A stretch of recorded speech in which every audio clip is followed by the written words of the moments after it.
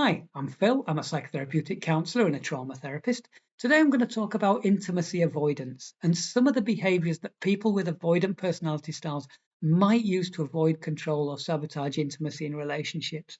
What we first need to be mindful of, though, is that avoidant processes are subconsciously driven, which means that the traits that they've developed and behaviours that they use to avoid intimacy, they're going to be instinctive and impulsive and largely out of their control. To simplify things, I'm going to be speaking about avoidance in general rather than going into all of the subcategories of avoidant personality types, as bringing them all in makes for a lot longer discussion. So I'll start by explaining a few reasons why people might have developed an avoidant process in the first place. So being abandoned, rejected, or orphaned as a child is obviously going to be a major factor in this because people who've had that experience simply aren't going to feel comfortable getting close to people in the future, not when they've been through that. Another reason might be if they were brought up by parents who had an avoidant personality style themselves, because their parents' need to avoid is going to mean that they're just not going to have had the emotional capacity to meet the intimate needs of the children, which means that the child grows up experiencing low levels of intimacy as normal because it has no other frame of reference. And because this is normal for them, it might set them up to choose partners in later life who also lack the ability to connect, or they might sabotage the intimacy in relationships with partners who can. And this is because we tend to be drawn to the familiar or what's normal for us, even if normal isn't healthy or safe. And it's why we often hear people say that they've married someone just like their mother or father, or that all their partners treat them the same. Everyone leaves them. People always hurt them or shame them. This happens too often to be coincidence. Children brought up by parents who are inconsistent in their caregiving can often develop insecure or avoidant attachment styles too, because being loved and adored one day and getting little to no attention the next makes children yearn for the time that they'll be loved again and terrified of the time that they won't.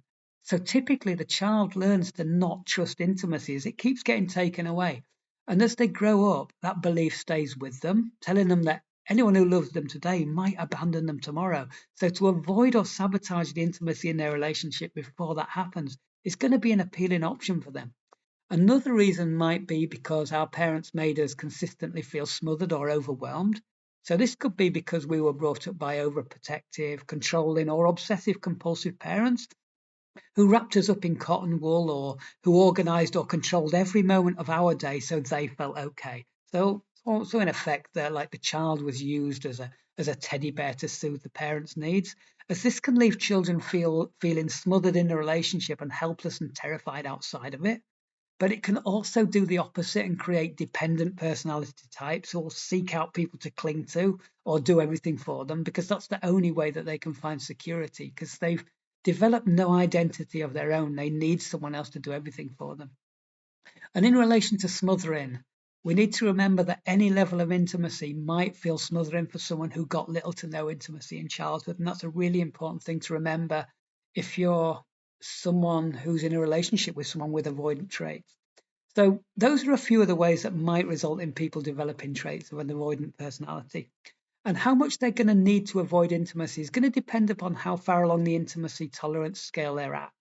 So those at the far end of the scale are going to be avoiding contact with others as much as they can in general, which means that they'll just struggle to be involved in any type of relationship.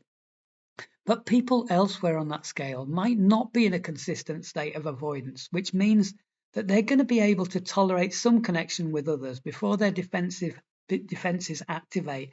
And it's these people that I'm going to be focusing on today. So now we get to the avoidance dilemma, which is that people who are starved of intimacy in childhood are often left craving for that which they didn't get, while being subconsciously terrified of getting it at the same time because it's going to be taken away. And this is often the root cause of push pull dynamics in relationships. So, this dilemma can make some avoidants feel and present as being very capable of committing to relationships. And this is because their avoidant process and all of the defenses it has available to avoid intimacy aren't triggered until a level of intimacy forms that they cannot tolerate. And that tolerance level is going to vary for each person. So, the experience and feelings that avoidant people get in those early stages of relationship can be like a food that they've been craving for all their life. And they're going to want to lap it up. They're going to want more of it. They're going to be excited to get more of it. But once they've had that for a while, the security of that meal being consistently on the table is going to start to trigger their subconscious fears of abandonment or engulfment because nothing has taught them to trust consistency while they were growing up. So at this point, their psychological defenses are going to activate to invite them to sabotage, avoid, or take control over the intimacy while disrupting the consistency. And usually the ways that do this are going to depend on how they've adapted to survive their original intimacy issues in childhood. And two of the major culprits for this are the psychological defenses we know as projection and splitting. So I'll discuss them first, and I'll talk about some of the other ways that people with avoidant personalities might avoid. So, in relation to projection, this would be when our brain fantasizes or assumes that something is going to happen when we find ourselves in certain situations. And it does this because something did happen when we encountered similar situations in our past. So, if we've been hurt during our search for intimacy as children, then we're likely to project the belief that intimacy is risky, that it's something to be scared of. So typical projections for someone with intimacy issues would be, if I let myself get close to this person, then they'll hurt me, abandon me, smother me, or shame me. We'll believe whatever message we experienced happened to us as children. And because projection is a subconscious process, and we're likely to believe the signals that our brain is telling us. So this narrative that the brain is speaking, it's telling us that this person's going to abandon us. We're going to believe it because it's coming from our own head. Why wouldn't we? And typically, the bigger our fear of intimacy, the more we're going to project, which means that projection might not be much of a problem at all when some avoidants meet a potential new partner, but it will be once intimacy starts to form. So now we come to splitting, which is a psychological defense that enables some people to experience the people they attach to as being good in the period before intimacy develops and bad once an intimate connection starts to form. Now, not everyone has a splitting process. Certain people develop splitting as a form of defense, which means that at the beginning of relationships, partners might be seen as amazing or perfect. But once intimacy develops, they then might start to be seen as the worst person in the world. And there's going to be no middle ground here because splitting's an intimacy cut-off switch, which means that people who split are going to struggle to love you and be angry at you at the same time.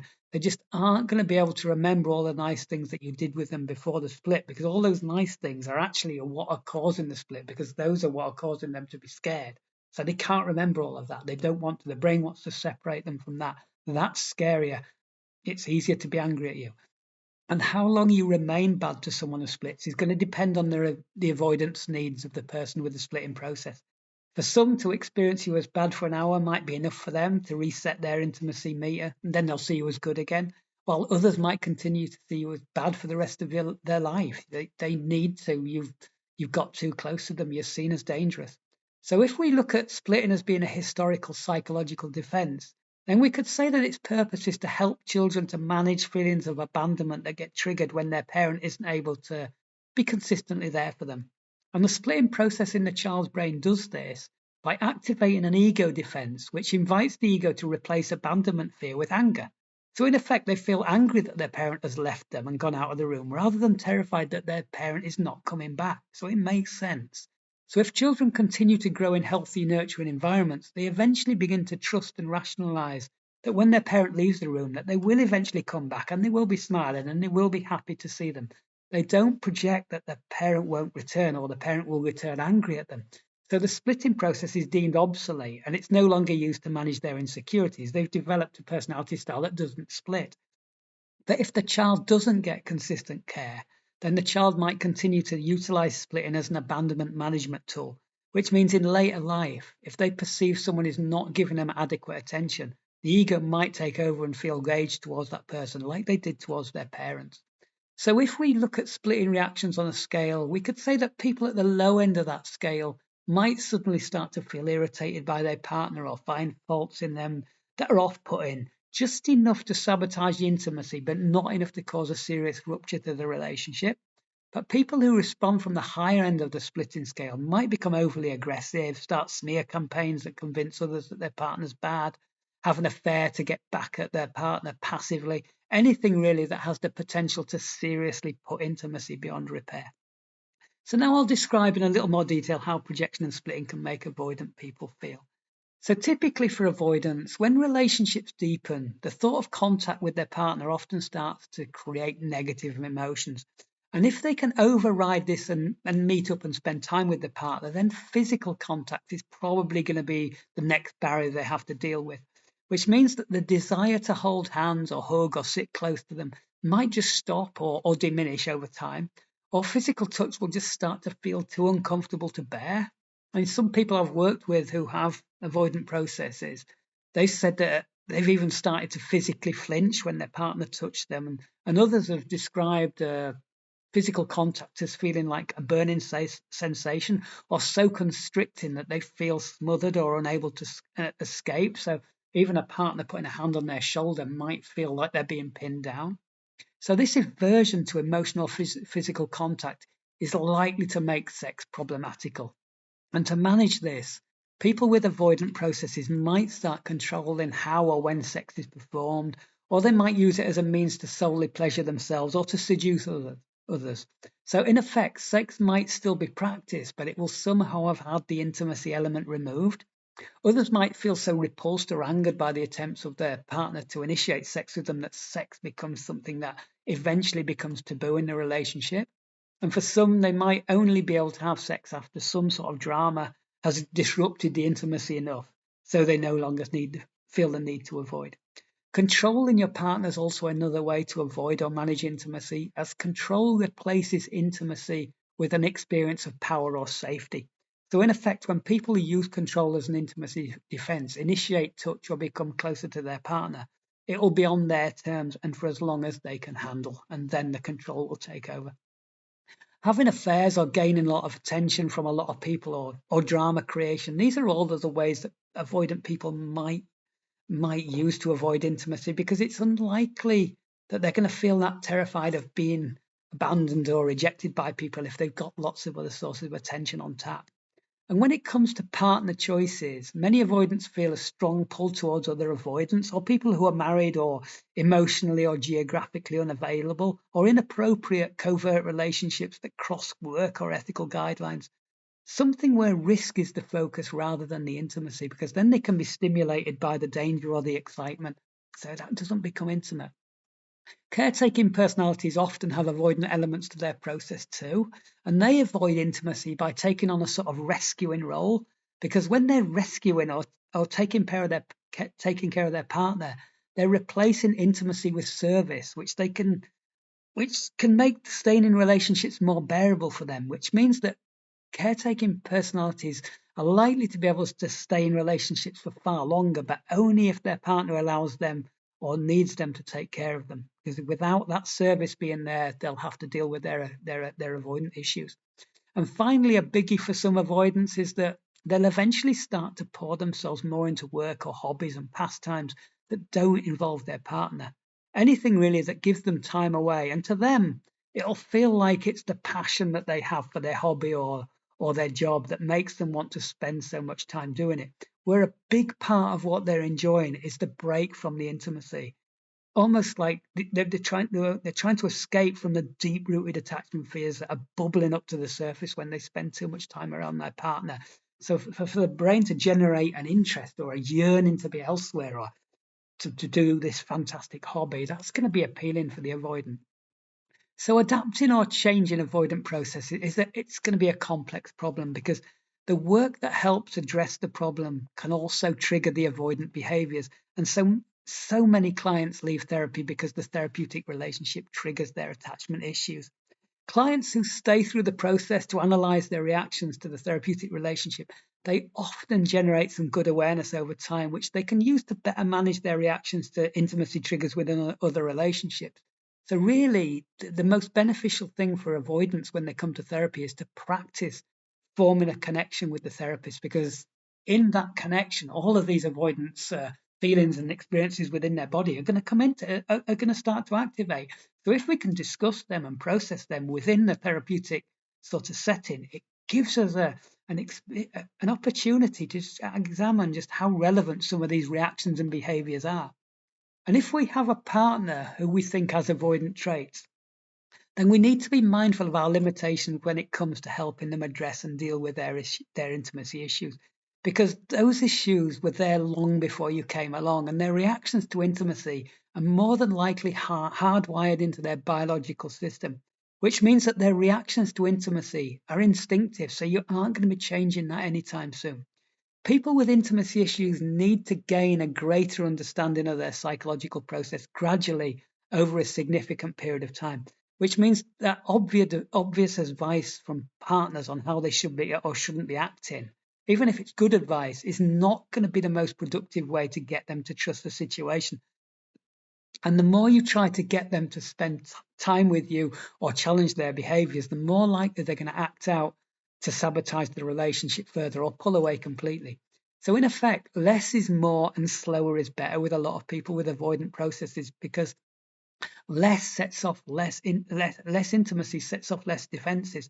But if you give less, then you may be accused of not caring. So if you're going to try to mend someone's avoidant traits, then it's going to be a rocky road, because giving less is going to hook into those fears of when they got given less when they were a child. And it's usually useful to consider that if you're someone who attaches to people who are avoidant in the first place, doesn't that make you someone somewhat avoidant too? Because you're not going to get consistent intimacy from avoidance. And most people with secure attachment styles realize this early on if they meet and form a relationship with an avoidant. So they tend to move on from the relationship to someone who's more suited to meeting their intimacy needs.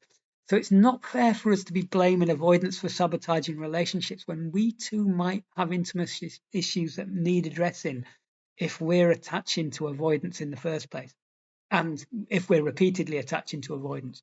Well, hopefully that was useful for you. And it is a big subject to cover in a short video, but hopefully it's invited you to understand a little bit more about avoidance and how to address any issues you might have in this area. And if not, empathize a little with those that have. Because deep down, all that avoidance comes from a place of fear, from absolute terror from a lot of people.